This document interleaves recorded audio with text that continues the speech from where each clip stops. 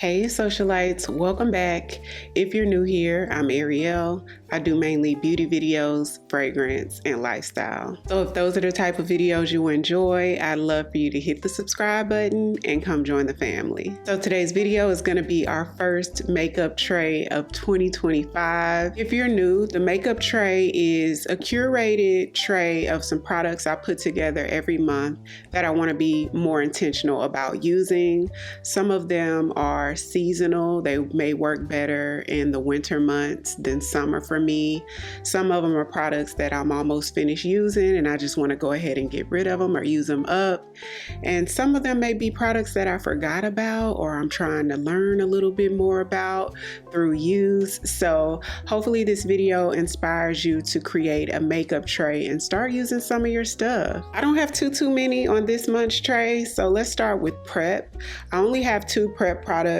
One is from Physicians Formula. It's the Butter Glow Bronzing Serum. This is one of those sort of glowy serums with a bronze shade to it, sort of like the L'Oreal Lumi Glotion that's really popular. It's similar to that, but this one comes in a dropper form and it comes in different shades, by the way. This one's in the shade Sun-Kissed Glow, which is the deepest shade. See what it looks like. It does give you a glow, but it's not as golden as like the Lumi Glotion or like those e.l.f. drops. It's not as like sparkly golden, but it does give you sort of that sun-kissed bronzy glow. This one just came out last year, I want to say, sometime in 2024. I basically want to get more use out of this. And too, with the L'Oreal Lumi Glotion, I just realized that more is better. For me to use more, it just looked phenomenal on my skin.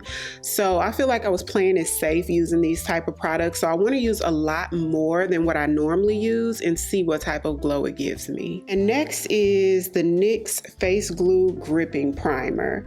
So 2024, NYX launched a gripping primer and they also launched a matching setting mist to go along with this. Now I used it on, I think 1 or 2 times on different tutorials, and I remember feeling like it was a good product, but I didn't use it enough, but I can remember being impressed by it. But I recently saw somebody's favorites video, Nana's Beauty, if you've ever heard of her, and she did her favorites of 2024 and it was a really good video, y'all. And this was on the video of her favorites, and like I said, I remember being impressed by it, so I thought, look, let's put this on the tray and use this most of the month so I can really formulate some thoughts on this one. Let's move on to foundation. I'm putting some foundations on the tray that I only used once. There's one on here that's one of my favorites, but the majority of them are products that I just hadn't used that much. We'll start off with the one that is one of my favorite. This is in like my top 5 favorite foundations of all times. And I recently told you guys about this. It's from Westman Atelier. It's their stick foundation. I'm in the shade X1.5. It's creamy. I get about 6 hours of wear before I start to see shine, but it doesn't never just get oily on me. It's pretty long lasting, really smooth to apply on the skin, and just looks picture perfect, you guys. I used to be obsessed with this when I first got it, but I still wear it every now and again. I want to get more use out of it. That's why it's on the tray. It's a medium buildable coverage, so you can definitely get full coverage out of it. Now, these launched last year too. The new e.l.f. foundations, they're the Soft Glam Satin Foundation, medium buildable coverage, but you can definitely get full coverage out of this. Now, the reason why I don't wear these is because I do have to mix 2 to get my shade. I mixed 45 and 50 to get my closest shade. I ended up buying like 4 shades, and these were the closest 2. And so I mixed them because I have so many foundations in my collection. When a foundation is not that close of a match for me, I just find myself not gravitating towards it at all. I'd rather reach for something that I know gives me a great match. And I do have a few foundations like that in my collection. That was the issue with these. It gives you sort of that full coverage glam look. So if you're looking for that natural soft makeup that doesn't really look like you have makeup on, this is not that. This is made all the way up, but I did get good longevity out of it. So we're gonna play around with this more this month because I need to get use out of them. Another one that I've only worn once or twice, and it's because of the shade. This is the best shade match they have for me. This is the MAC Studio Radiance foundation. I got the shade NW43 because in their foundations I could wear like an NC 46-ish, 47 in their cool tones, and I could wear warm too, which is NW43. Now this one matched me better than like that NC 45, 46 that they have in this. I can't remember which shade it comes in, but this is way warm for me, you know what I mean? Like it gives a little too warm, but I can make it work. But I want to play around with it just a little bit more to get a little bit more familiar with the formula, because so many people say that they love it and it's a good product. It's just a shade, you know? So hopefully they extend the shade range on that one. Last foundation is going to be the Fenty Beauty Eaze Drop Stick.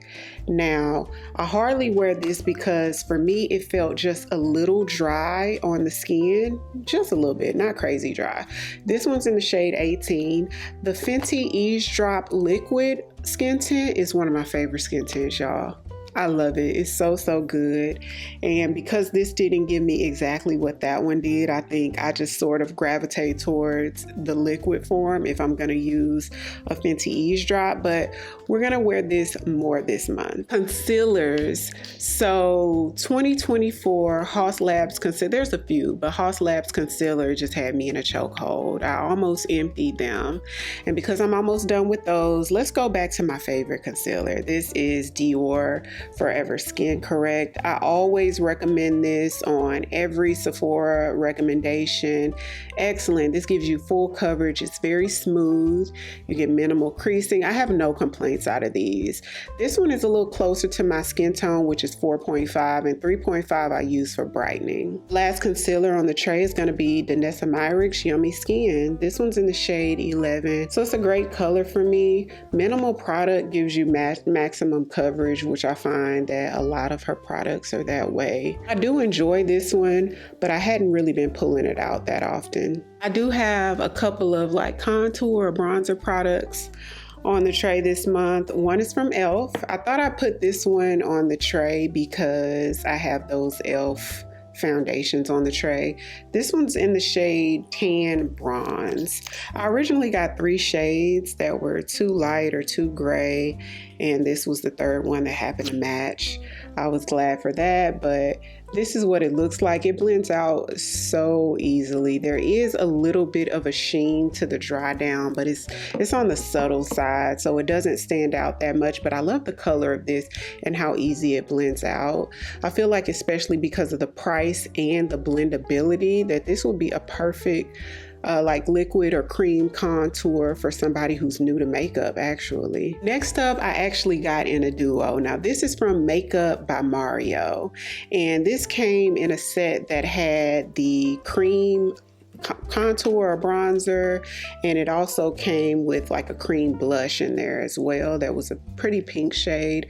It's in the shade Dark. It's the Soft Sculpt Shaping Stick. This is what dark looks like, and I like the shade. I feel like it's not too cool and it's not too warm. I do have 2 shadow products on the tray. One is brand new. It's from Pkwy. The brand gifted this to me, and it's like a sort of like a liquid eyeshadow that comes in this sort of squeeze tube type form. It says it's a matte shadow lid joy liquid, so I'm assuming the shade is Joy. No, the shade is Bed-Stuy. My apologies for that. And it's the sort of shade that I gravitate towards. It has a little small sort of doe foot applicator. It's like a medium sort of reddish orangish, like a reddish brown. Sort of reminds me of, remember Saddle from MAC? That was my go-to crease color, but yeah, that's it. So I don't know how it blends or anything because I hadn't used it yet, but we're gonna be using this coming up real soon. And then this next palette, the next one's actually a palette, and this was on a makeup tray, I think in November. I could be wrong, but I never got a chance to use it. I didn't get around to using it, so we're using it this month. It's from a brand called Sydney Grace, and it's a collaboration with a YouTuber named The Fancy Face. It's called Tropicolor. That's the name of the palette, and you guys probably remember when I talked about this not too long ago. You would think that it's a summer color story, which it could be, but there are some shades in here, you guys, that I could use now. Or just whenever, you know, colors whenever you want to use it. But, you know, the bright ones sort of give me summertime, but there are some that I could use now. So we're definitely playing with this month, which I'm actually really excited to play in this because I've heard amazing things about Sydney Grace. I've been looking a lot more into like indie brands, especially of eyeshadow. And, you know, the girls talk about Sydney Grace, you know, and so one of the socialites told me actually to pick this up because she just thinks that they're so bomb. And so I do expect great things from this. So coming up soon. I do have a couple of blush. Well, it's a blush and a sort of like highlight, but they're both from Danessa Myricks. These are her Yummy Skin blushes. I rarely use them, but they're excellent. This is in Golden Hour, which is an orange shade. It does have her signature Upsolite technology in it that helps it to be long wearing because you guys know blushes wear off quicker than almost anything. So this has that staying power, and it's a beautiful shade. Let me actually swatch it. So it's a beautiful shade. Looks good with that Amicole eyeshadow too. So I'm wondering how this will work on the eyes. So let me know if you've tried this on the eyes. Also, this is the Yummy Skin.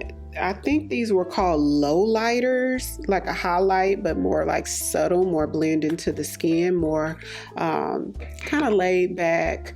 And this one is in the shade Low Key. What a perfect name. And this is supposed to be long lasting too. This is beautiful. I've actually used this more than the orange blush. And I'll put this one like on top right there. So see how it's like a champagne-y sort of satiny. Can you guys see that? It's like almost like it wants to be rose gold, but then almost like champagne-y at the same time. But this is really pretty. This was actually gifted to me from Sephora at the Sephora Studios. So I love this. And last, I have two powders on the tray. One was on last month's tray. This is the Dior Forever Cushion Powder. Now, I believe you can only get this on Dior's website. I've never even heard anybody really talk about this. The packaging gets real dirty. Like every time I touch it, it gets a stain on it. So you got to be careful with that. But it's one of those that comes in this sort of compact type, but you open it and there's loose powder that gets everywhere. And on the website, it only comes in one shade, which is medium.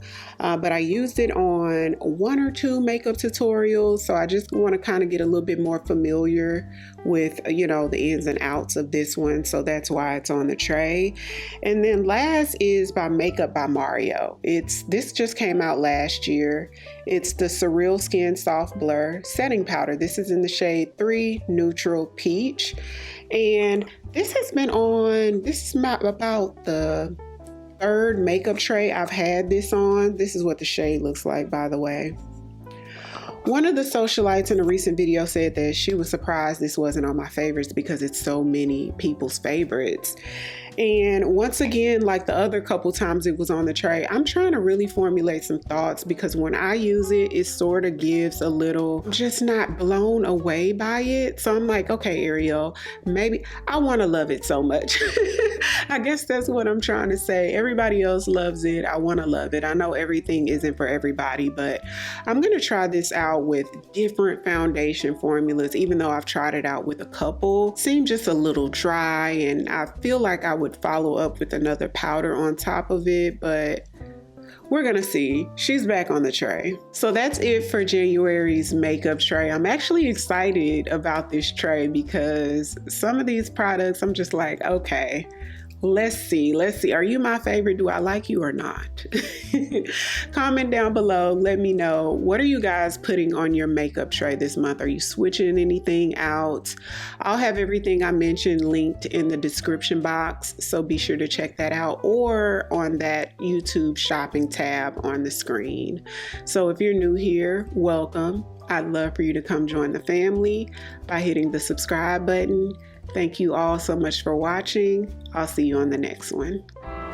'Cause I've been where you are. You're too scared to show me love. 'Cause too fresh with the scars. Well, I don't have the answers.